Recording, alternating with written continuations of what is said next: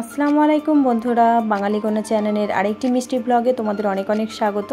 আশা করি আল্লাহর রহমতে তোমরা সকলেই খুব ভালো আছো, আর আমিও রয়েছি বেশ ভালো। তো সকাল সকাল তোমাদের জন্য নিয়ে এলাম একটা মিষ্টি ব্লগ, যে ব্লগে তোমাদের আমার সকাল থেকে সারাদিনের খুঁটিনাটি সব কিছু তোমাদের সঙ্গে শেয়ার করে থাকি। এখন আমার হাজব্যান্ড, আমার বেবি স্কুলে যাবার পরে তারপরে কিন্তু আমি এসেছি এখন আমার বিছানাগুলো গুছিয়ে নিতে। সকাল থেকে তোমরা তো জানো, কারণ এতটাই ব্যস্ত থাকি তার জন্য কিন্তু আমার সম্ভব হয় না। তার মধ্যে না, যখন কালকে তোমরা হয়তো আমার ব্লগে দেখেছো, আমার বেবিকে বলেছিলাম তোমাদেরকে যে আমার বেবিকে বলতায় কামড়েছিল, যে ঠোঁটের ওপরে বলতা কামড়ালে যে কতটা কষ্ট হয় তোমরা হয়তো যাদের সঙ্গে হয়েছে তোমরা অবশ্যই জানবে। আর তার উপরে বাচ্চা ঠোঁটের ওপরে বলতা কামড়ে তোমাদেরকে আমি শেয়ার করছি ছবিটাও। তো খুবই কষ্ট হয়েছিল। স্কুলে গিয়েছিল, স্কুলের আন্টিরা ওখানে ট্রিটমেন্ট করিয়েছিল ডাক্তার দিয়ে। তো তারপরে স্কুল থেকে বাড়ি আসার পর বেশ কমে গিয়েছিল, কিন্তু হঠাৎ করে কাল রাত্রিরে খুব যন্ত্রণা হয়ে আবার বিশাল ফুলে যেয়ে আবার বাড়াবাড়ি হয়ে গেছে। কিন্তু তার সত্ত্বেও আমার বেবি স্কুলে যাওয়ার জন্য খুবই কান্নাকাটি করছিল, তো সেই জন্য স্কুলে পাঠিয়ে দিয়েছি। আর এদিক থেকে আমি আমার যে কাজগুলো সেগুলো করে নিচ্ছি। অবশ্য আমাদের এখানে যে একটা অঙ্গনওয়াড়ি আছে সেখানে কিন্তু আমাদেরকে ডেকেছে, তো যেতে হবে, সেই জন্য আমি তাড়াতাড়ি কাজগুলো সেরে নেওয়ার চেষ্টা করছি। আর সকাল থেকে তোমরা তো জানোই আমার যে সকালের দিকটা এতটাই চাপ থাকে, শুধু সকাল বলে নয়, ভোর 4টে থেকে সকাল 8টার মধ্যে আমার একটু চাপটা যেন মনে হয় হালকা হয়েছে। তারপরেও কিন্তু সারাদিনে প্রচুরই কাজ থাকে, সেই কাজগুলো সামলে উঠে কিন্তু আমার অনেকটাই চাপ হয়ে যায় একা হাতে। তো বাড়িতে অনেকেই আছে হেল্প করার, কিন্তু নিজের কাজটা নিজেকেই করতে হবে, সেটার জন্যই আমার অনেকটা চাপ হয়ে যায়। তো বাচ্চাকে একটা সামলানোটা কিন্তু বেশি বড় চাপের ব্যাপার। আর তবে অনেক সময় না আমার বাচ্চা কিন্তু অনেক কিছু বোঝে, আমি যেটা বলি আমার কথা শুনে আর বুঝে যায় তাড়াতাড়ি, অল্পতেই বেশি ওর পিছনে বলতে হয় না। খাওয়া দাওয়া কিন্তু নিজে হাতেই করে নেয়, আমাকে কিন্তু করাতে হয় না। তবে বাচ্চাকে একটু খেয়াল তো রাখতেই হবে, সেই রকম খেয়াল কিন্তু ওর উপরেও রাখতে হয়। তো এদিকে পড়ার টেবিল বা ওর ব্যাগটা যেটা বাড়িতে পড়ে সেই ব্যাগটা কিন্তু আমি ওর এখানে তুলে দিলাম, এরপর একটু এখানে গুছিয়ে নিচ্ছি। আর তোমাদেরকে দেখাচ্ছি, দেখো আমার বেবিকে যে বলতা কামড়েছিল তার অবস্থাটা তোমাদের সঙ্গে। এই দেখো ছবিটা শেয়ার করলাম। এই যে রাতের পর কিন্তু এরকম বাড়াবাড়ি হয়ে গেছে, মানে মুখের দিকে একদম তাকানো যাচ্ছে না বাচ্চাটার, আর ফুলে একবারে যাচ্ছে তাই হয়ে গেছে। এরপরেও কিন্তু স্কুলে গেছে, যে জানি না কতটা কী করতে পারে, খেতে পারছে না, তারপরে ওর কষ্ট হচ্ছে কথা বলতে, খাবার দাবার খেতে। তবে যে বলতা কামড়ানোর পর যে হুল বা বিষটা থাকে কিন্তু ওটা খুবই কষ্টদায়ক, হ্যাঁ, বড়োদেরই কষ্ট হয়। তো যেহেতু অঙ্গনওয়াড়িতে যেতে হবে, সেহেতু যে আধার কার্ড নিয়ে যেতে হবে, সেই জন্য একটু সব কিছু ঠিকঠাক করে নিলাম। আর এদিকে চলে এলাম আমি রান্নাঘরের যাবতীয় কাজগুলো একটু সেরে নিচ্ছি, তারপরেই কিন্তু আমি বেরোবো। আমি কিন্তু আমার একটা দেওর আর আমার একটা যা কিন্তু আমার সঙ্গে যাবে, সেই জন্য ওদেরকে নিয়েই যাব। তো এখানে আমি এখন আমার গ্যাসটা পরিষ্কার করে নিচ্ছি। গ্যাসটা কিন্তু রোজকার পরিষ্কার করতে হয়, গ্যাসে সবসময় রান্নাবান্না হয়। রাতের দিকে যখন রান্না করে চলে আসি তখনও কিন্তু আমার গ্যাসটা পরিষ্কার করেই রেখে আসি। আবার ওই যে বললাম, ভোরবেলা আমাকে আবার উঠে রান্নাবান্না যেগুলো যা করতে হয়, রুটি তরকারি ভাত, সেগুলোর জন্য কিন্তু আবার গ্যাসটা একটু নোংরা হয়ে যায়, সেই জন্য আবার কিন্তু পরিষ্কার করা হয়ে যায়। তো যতটা সম্ভব হয় পরিষ্কার করে রাখার চেষ্টা করি সব জায়গা। তোমরা হয়তো বলবে আমার রান্নাঘরটা খারাপ, কিন্তু আমরা গরিব মানুষ, আমাদের রান্নাঘরটা কিন্তু এটাই আমাদের কাছে মডিউলার কিচেন। তো সেই জন্য আমরা এটাকে সবসময় যতটা পারি চেষ্টা করি সেটাকে সুন্দর করে রাখার। যে দুজনে যেহেতু আছি, সেহেতু সব কিছু কাজ ভাগ করে নেওয়াটাই বেটার। তাই আমিও এদিকে বাসন কোসনগুলো ধুয়ে নিচ্ছি, ওদিকে রান্নার জোগাড় হচ্ছে, রান্না করা হবে। তো চেষ্টা করছি তাড়াতাড়ি করে কাজগুলো করার, কারণ আমাদেরকে এখান থেকে বেরোতেই হবে 8:30টার মধ্যে। তো তাড়াতাড়ি না কাজগুলো কমপ্লিট করতে পারলে 8:30টার মধ্যে যেয়ে কিন্তু আমরা ঠেকতে পারবো না। তারপরে আমার ওই যে বললাম একটা দেওর আর একটা জায়ের সঙ্গে যাব, যেহেতু দেওরটা অফিস যাবে সেহেতু তাড়াতাড়ি ওকে আসতে হবে, যাকে এসে রান্না বসাতে হবে। ও কিছু হয়তো আমাকে বললো যে কিছু রান্না অল্প করে রেখে যাব, তারপরে এসে কিন্তু করবো, জানি না ওখানে কতটা কি দেরি হবে। তো সেই জন্য আমিও আমার যে কাজগুলো আছে একটু করে রেখে যাচ্ছি, কারণ আসতে কতটা দেরি হবে আমিও তো জানি না, কারণ সেই জন্য আমার কাজগুলো আমাকে একটু সেরে রেখে যেতে হবে। যে আবার বাচ্চাটা আসার পর ওকে খাওয়ানোর ব্যাপার আছে, আবার শরীর ওর অসুস্থ। তোমাদের বলতা কামড়ানোকে যদি কেউ আমার ভিডিও দেখে থাকো, তা সে অবশ্যই তোমার ফিলিংসটা বলে থাকবে, কারণ বলতা ভিমরুল মৌমাছি এগুলো কিন্তু প্রচণ্ড কষ্টদায়ক। আর আমার বেবি না বাচ্চা থেকে ওর পোকা মাকড় এইসব জাতীয় জিনিসও খুব ভয় পায়, তো তার জন্য ওর সঙ্গে বেঁচে অনেক ছোটোবেলায় ওকে 2-3টে মৌমাছি কামড়েছিল, তারপরে বলতাও এর আগে ওকে কামড়েছিল। এইটা কিন্তু এই কামড়টা যেটা কামড়েছে এটা কিন্তু ঠোঁটের ওপরে, তো বেশি কষ্ট পাচ্ছে ও। আর ওর একটু অ্যালার্জেটিক প্রবলেম আছে, সেই জন্য হয়তো নাকি জানি না আরও বেশি কষ্ট হচ্ছে। যাই হোক, উপরওয়ালার ইচ্ছায় যেন তাড়াতাড়ি সুস্থ হয়ে যায়। তোমরাও একটু দোয়া করো, আমিও তো আল্লাহর কাছে চাইছি আল্লাহ যেন ওকে তাড়াতাড়ি সুস্থ করে দেয়। আর যারা যারা আমার ভিডিও দেখবে তারা কিন্তু সকলেই দোয়া করবে আমার বেবিকে। তো এখন আমি তাড়াতাড়ি করে বাসন কোসনগুলো এবার ধুয়ে নেব। ধুয়ে নিয়ে তাড়াতাড়ি করে, দেখতে পাচ্ছ আমার বেসিনে পুরো ভর্তি হয়ে গেছে বাসন কোসন, মানে এত বাসন কোসন ছিল।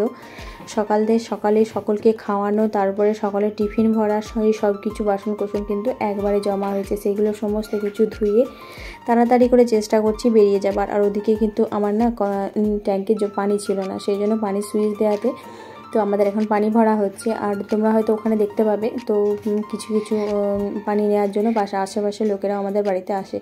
পানি একটা আল্লাহর বড় নেয়ামত, যেটা আল্লাহ দিয়েছেন তো আমাদেরকে সকলকে। তো সেটা সকলে মিলে যাদের নেই তাদেরকে দিয়ে খাওয়ানোটা কিন্তু খুবই ভালো জিনিস। সেই জন্য আমরা আশেপাশে যাদের কল বা নেই তাদেরকে কিন্তু আমরা বলি নিয়ে যেতে।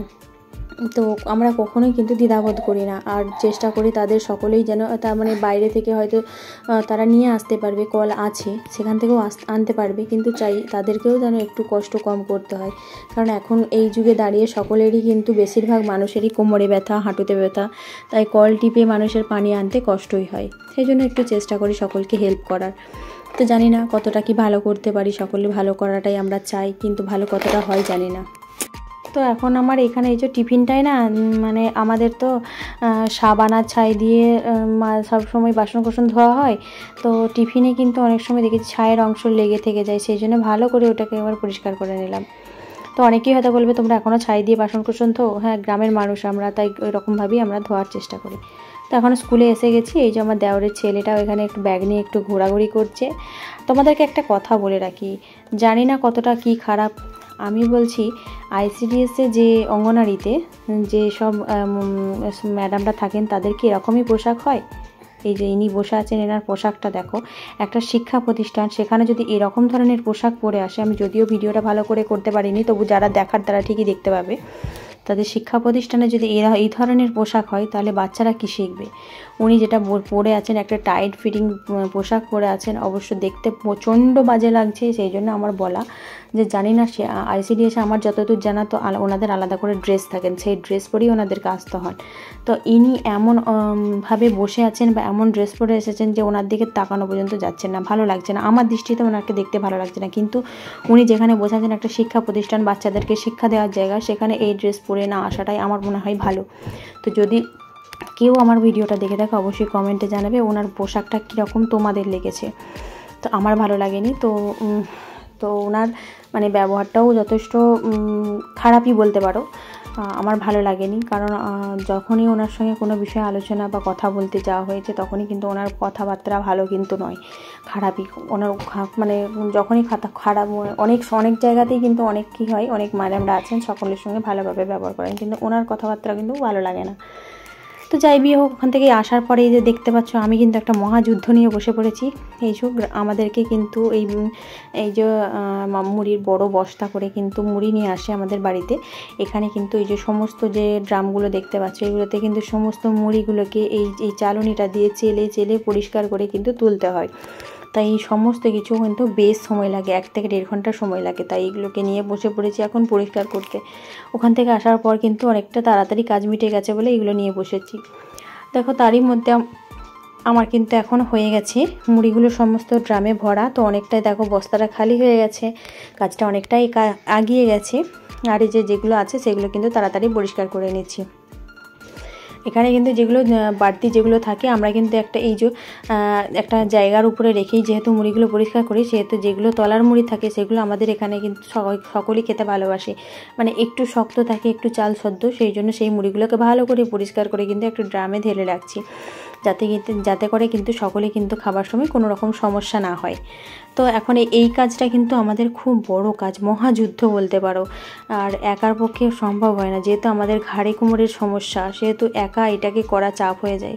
তবু কী করব, একা করতেই হলো, একা করাটা করতেই হবে, কিছু করার নেই আর কি। তো এগুলোকে এখন পরিষ্কার করে এই যে মুড়ির যে ঠেকটা ছিল বস্তাটা, সেটাকে কিন্তু এখন ভালো করে দড়ি দিয়ে বেঁধে রেখে দেবো, পরবর্তীকালে যখন আবার মুড়ি আসবে সেটা আবার নিয়ে যাবে সেই জন্য। আর এই যে এখানে যে সমস্ত ড্রামগুলো ভর্তি করা আছে এগুলো সরিয়ে দেব। এখন চলে এলাম রান্নাঘরে। রান্নাঘরে যেগুলো রান্না হয়েছে মানে আমাদের তো উনুনে রান্না, সেই জন্য সেই হাঁড়ির তলায় প্রলেপগুলো কালি হয়ে গেছে, সেগুলোকে কিন্তু কালো জিনিস যে সমস্ত কিছু তুলে পরিষ্কার করে সেগুলোকে নতুন করে আবার প্রলেপ দিতে হবে। সেই জন্য এখন আমি চলে এলাম রান্নাঘরে। তো অনেক রান্নাঘরে বাসন কোসন পড়ে আছে, সেগুলোকে আবার পরিষ্কার করে নেবো। আর এদিকে কিন্তু বৃষ্টি টিপ টিপ করে শুরু হয়ে গেছে বাইরে, দেখতেই পাচ্ছ উঠোনটা কিন্তু ভিজে হয়ে গেছে, বৃষ্টি শুরু হয়ে গেছে। আর আজ থেকে শুনেছিলাম বৃষ্টি হওয়ার কথা। তোমাদের কোথায় কোথায় বৃষ্টি হয়েছে অবশ্যই আমাকে কমেন্টে জানাবে। আর তোমরা কে কোথা থেকে আমার ভিডিও দেখছো সেটাও অবশ্যই জানাবে। তাতে করে কি হয় বলো তো, বেশ ভালো লাগে, বন্ধুত্বটাও বাড়ে। তোমরা যে যেখান থেকে দেখছো অবশ্যই যদি সেটা কমেন্টে জানাও, তাহলে বেশ ভালো লাগবে যে আমার এই জায়গা থেকে দেখলেও আমার একটা নিশ্চয়ই একটা শুভাকাঙ্ক্ষী আছে। এখানে আমি আমার যাবতীয় যে ধোয়ার জিনিসগুলো সেগুলোকে রেখে দিলাম, বাকি যেগুলো ধোয়ার জিনিস আছে তাড়াতাড়ি সেরে নিচ্ছি।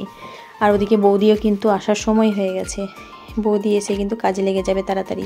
বৃষ্টি হচ্ছে কিন্তু বৌদিরও একটু চাপ হয়ে যাবে। আর এখানে কিন্তু বৃষ্টিটা বেশ জোরে নেমেছে, তোমরা দেখতে পাচ্ছ ভালোই জোরে পড়ছে বৃষ্টিটা। এখন আমি রান্নাঘরে এই যে তোমাদেরকে আগের ভিডিওতে বলেছিলাম, বৃষ্টি হলেও কিন্তু আমাদের এই বেসিনটা রান্নাঘরের ভিতরে না খুব কাজে আসে। বসে বসে যে ধোয়া মজাগুলো হয় বসে বসে বেশ আরাম হয়। দাঁড়িয়ে দাঁড়িয়ে ধুতে কিন্তু বেশ কষ্ট, এত কিছু সব কিছু দাঁড়িয়ে ধুতে বেশ সমস্যা। ওই দেখো বৌদি এসে গেছে ভিজে ভিজে, কিন্তু এখনও জল আনতে যাচ্ছে ঘর মোছার জন্য।